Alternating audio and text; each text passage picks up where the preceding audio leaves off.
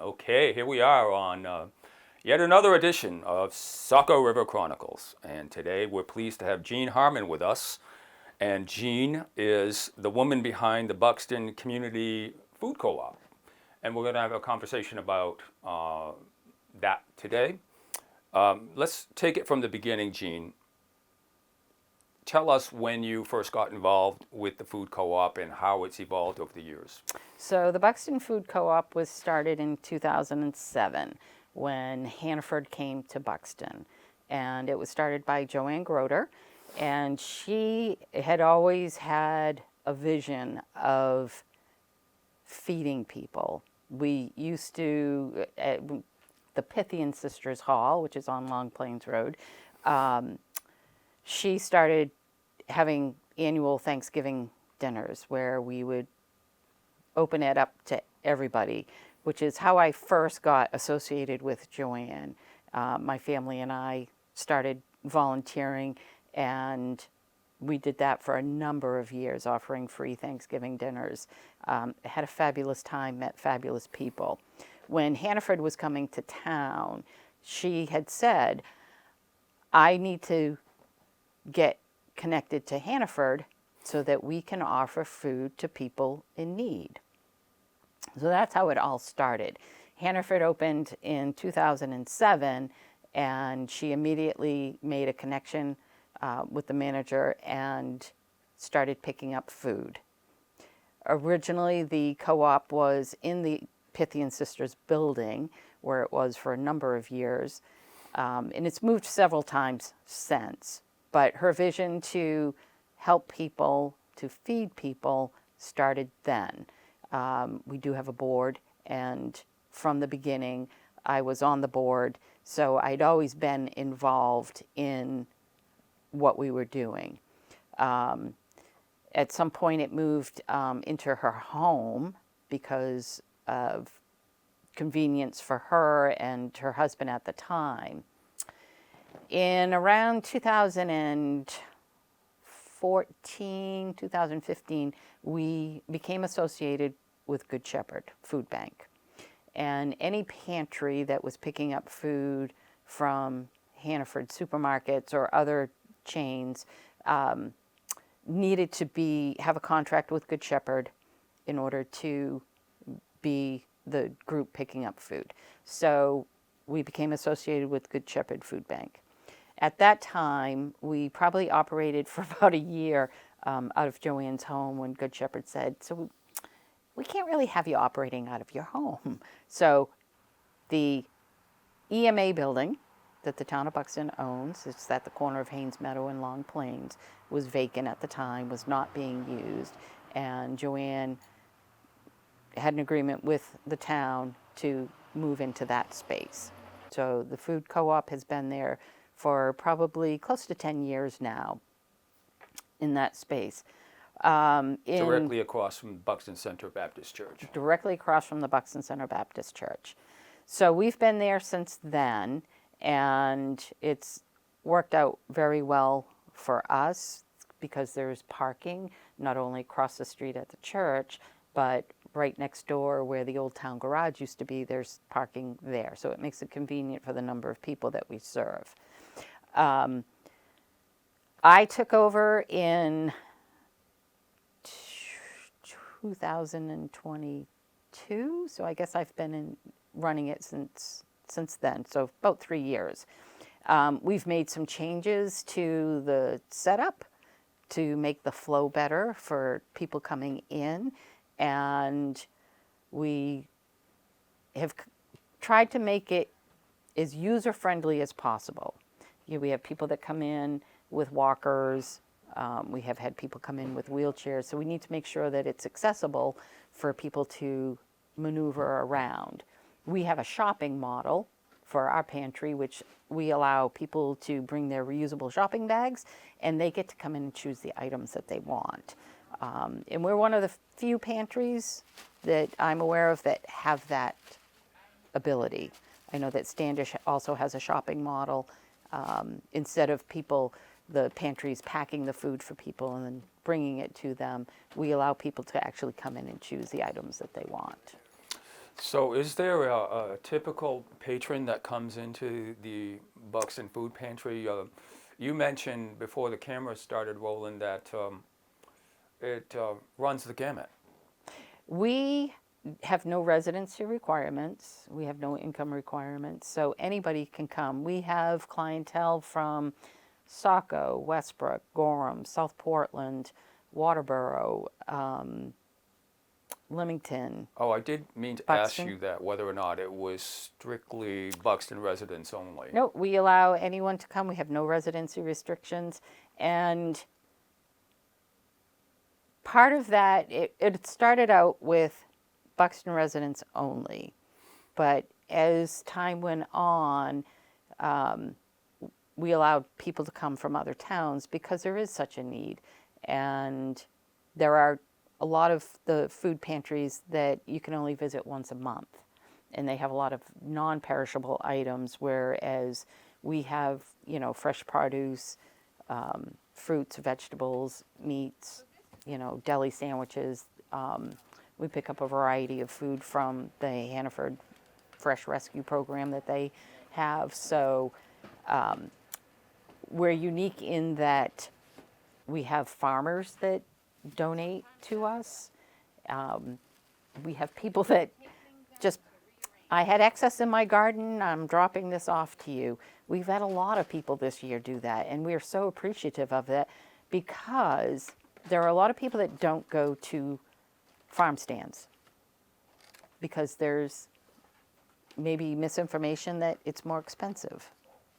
And it's not, but we have the ability to offer farm fresh food during the growing season, which most people just don't have access to that. Yeah, and it's generally more nutritious and better tasting too. And again, we have very generous people here in town, and farmers that grow excess just to give to us. So we're very appreciative of that. You mentioned that everybody has a story, and it was we talked. I think you talked powerfully about some of the stories you've heard, and I was wondering if you could share some of those without, of course, giving out any names. It's always been a stigma attached to people that go to food pantries, and for whatever reason, Well, it's associated with poverty, and that's It not is. necessarily the case. Exactly. You mentioned that you have people who come in who had a serious medical challenge, or they've been laid off. There's a number of reasons. Everybody has a story.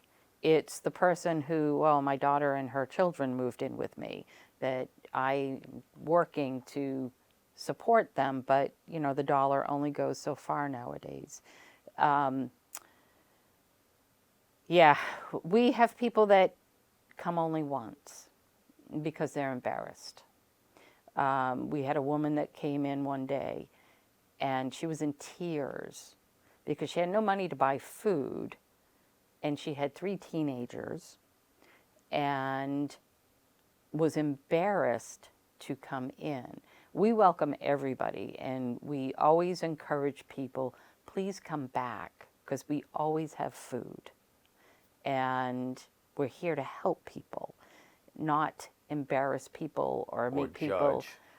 Yeah, make people feel, oh, you go to a food pantry. That's not why we're here. We're here to provide food to people. The big talk is food insecurity. And you don't think about it until it impacts you.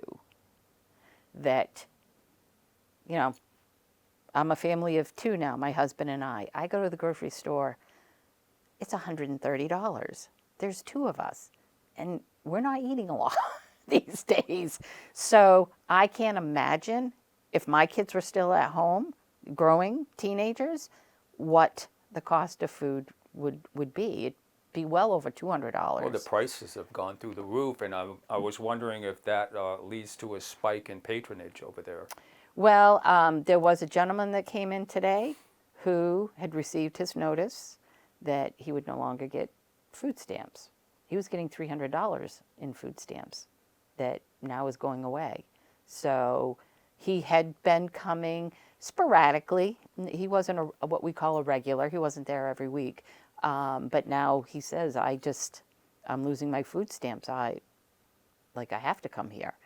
So what you see at the national level going on trickles down to the local, of course. I just saw a news story in Washington, D.C., and a lot of federal workers have been laid off, and there was a line for their food pantry that was literally a mile long. Fortunately, we're not at that point, but and I hope we don't get there. But yes, any federal worker who isn't getting paid is going to wonder, what do I do with the funds that I have? Am I paying my mortgage? Am I paying my light bill? Am I, buying oil? But I got to feed my kids. And whether you're a federal worker or not, there are people in that situation every day. There's the person who's working 2 jobs and still can't make ends meet. We all know that the cost of everything has gone up exponentially. So we're here to help people. And it doesn't matter if you're still working or you're retired or you lost your job. We're here to feed people. And we pick up 7 days a week from the Buxton Hannaford. We pick up 3 days a week from the Gorham Hannaford. We would probably do more if I had more volunteers, but it's a lot of work. It's managing your volunteers, it's managing the product that comes in, and we only have so much space in which to keep the product that we receive is fresh for as long as possible for when we're open. Well, that brings up another question, Jean. Are you looking to expand?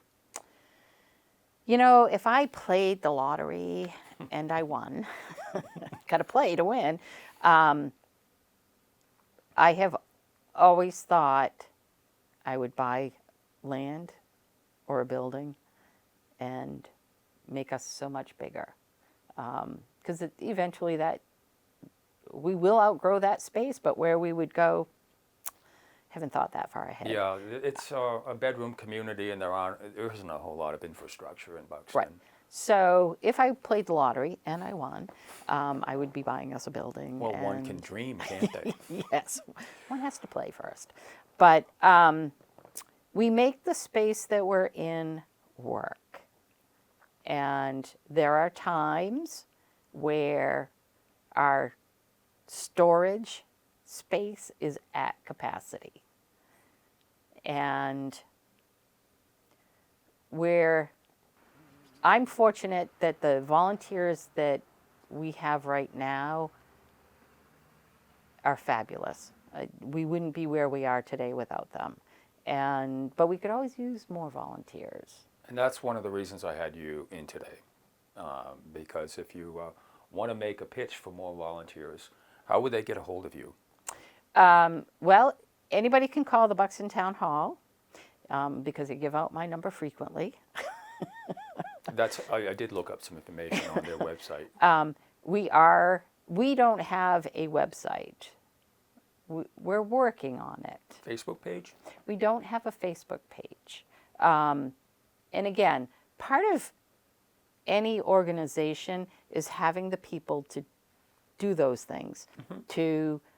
And I have a volunteer, I call him my tech guy, because we all need them. We all need somebody who is just, I can do it, but somebody's just a little bit better at it than me. So we are working to get there. That is one of our goals, is website, Facebook page, so that people can find us, then we could post things. But we're always looking for volunteers, whether it's somebody to help inside distribute food or somebody to pick up food. One of my volunteers moved away, and he was one of our pickup drivers. So if anybody's interested, get in touch with me. We're looking for someone with reliable transportation, maybe just 1 day a week, might be 2 days a week.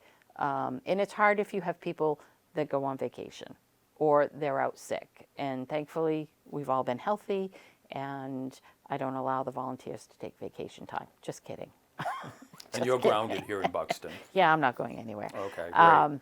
So, yeah, we're always looking for volunteers. And I always encourage people, because I have people approach me, oh, do you need a volunteer? I always have people come observe the operation before they jump into it, because it isn't for everyone. What's the most difficult aspect of it? What is the most difficult aspect of it? You know, yeah, I always worry, do we have enough food for everybody? What food items are you most in need of? And if someone wants to donate, when and where would they do that? During your regular hours? Typically, yes. I'm always there at some point during the day, typically in the mornings. Like I said, we pick up 7 days a week. We're there at Hannaford by 7:30 in the morning, and we're back at the building by 8. So what do we need now? Personal items are always the one thing that we don't typically receive in our daily pickups. And we're talking toothpaste, toothbrushes, shaving cream, toilet paper, paper towels, things that people use every day. But you don't think about that when you think about donating to a food pantry. True. Because everybody thinks about food. Oh, do you need canned goods? Right now, we're currently all stocked with canned goods. And again, one of our biggest obstacles is storage. So right now we're good with canned goods, but it's all those personal items, feminine products, soap, dish detergent. I do go shopping, and I'm a very comparative shopper. I try to find the best deal for the money that we receive through donations. So I will purchase laundry detergent, hand soap. It's those little items that people forget about. Mm-hmm. What is it that you need? And again, we have some very generous people in town. A woman stopped by a few months ago. She had some items to donate. What items do you need? So she went out and she shopped. She brought us tissues. It's cold and flu season. Those are items that we don't receive in our daily pickups from Hannaford, but they're always items that we can use and always items that people can use. We do have some families that come in, so we started purchasing diapers because those are very expensive. And again, we try to make sure what we have can go as far as possible to help as many people as possible. So I will go to Sam's Club. I'll get a big box of diapers and we break them up. So they may not get the whole package, but they get something, and that helps them. We're not there we're there to help supplement their groceries. We're not there to provide all their groceries, but we're there to supplement. Mm-hmm. So we may not always have milk, but if we can take away an expense, now you have money to buy milk. Is there any difference in patronage during the holidays? Do you have any donations needed for turkeys and that kind of thing? Well, funny you should mention that. So we're just now starting our sign-ups for our Thanksgiving dinner boxes. And this is something that Joanne had started, that she always did. She used to do a Christmas one as well, but that's just, there's not enough time. Like it takes a lot of work to put these all together. So last year, Plumbers Market reached out to us because they wanted to help us with our Thanksgiving dinners. And what a blessing that was, that they received monetary donations, they received food donations, and they were able to help us put together our Thanksgiving boxes with turkeys, all the fixings, and we're collaborating with them again this year. They're tremendous community volunteers themselves, going way Yes. back. Yes. And we received a donation from Partners Bank, which allowed us to purchase turkeys so that we would have extras. Because there's always that one person of, I didn't get a chance to sign up and I still need something for Thanksgiving. So we have leftovers. We have items in stock for those people who missed the deadline or last minute change of plans. Now I'm not going to, family for dinner. I'm home, but I'd still like a Thanksgiving dinner. So we've just started that preparation. And we do try to caution people that if you sign up with us, please don't sign up with anyone else. Because if you're a recipient of more than one Thanksgiving dinner box, we could potentially have given that one to someone else, again, who might have missed the deadline for signing up. So You have, and this is just to clarify any confusion some folks have, and it's not competitive, of course, but nearby there is another food co-op that we will mention in passing, and they do good work as well. the Buxton Food Cupboard is located in the old parsonage across the street from us at the Buxton Center Church. And they are not doing Thanksgiving boxes this year, but the church is. And they are only open to Buxton residents, and you only receive food once a month.